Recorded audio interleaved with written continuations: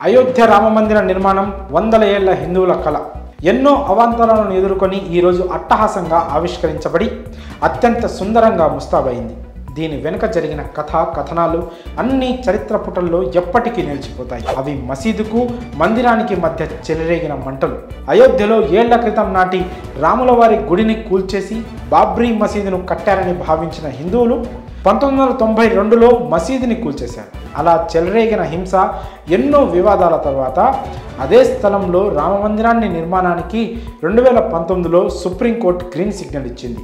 అలానే మసీదు నిర్మాణానికి కూడా 5 ఎకరాల స్థలాన్ని కేటాయించింది ప్రభుత్వం. దీనికోసం యూపీ ప్రభుత్వం అయోధ్యకు 26 కిలోమీటర్ల దూరంలో ఉన్న ధన్నీపూర్లో 5 ఎకరాల స్థలాన్ని కేటాయించింది. అయితే ఇప్పుడు రామమందిరం పూర్తి అయ్యింది. మరి మసీదు నిర్మాణం ఎంతవరకు వచ్చింది అనే ప్రశ్న అందరికీ మొదలైంది. యావత్ భారతీయుల ఆర్థిక సహకారంతో శరవేగంగా రామమందిర నిర్మాణాన్ని పూర్తి చేసుకొని వేడుకలు జరుపుకుంటోంది. కానీ మసీదు నిర్మాణం కోసం కేటాయించిన స్థలం మాత్రం ఇంకా అలానే ఖాళీగా ఉంది. అక్కడ మసీదు నిర్మాణం పనులు ఇంకా ప్రారంభం కాలేదు.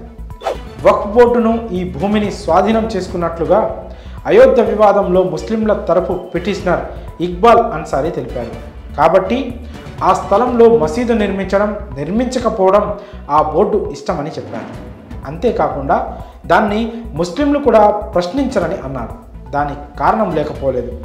సుప్రీంకోర్టు బాబ్రీ మసీదుకు ప్రత్యామ్నాయంగా ఆ స్థలాన్ని కేటాయించే క్రమంలో 2 నియమాలను ఉల్లంఘించిందని తెలిపారు.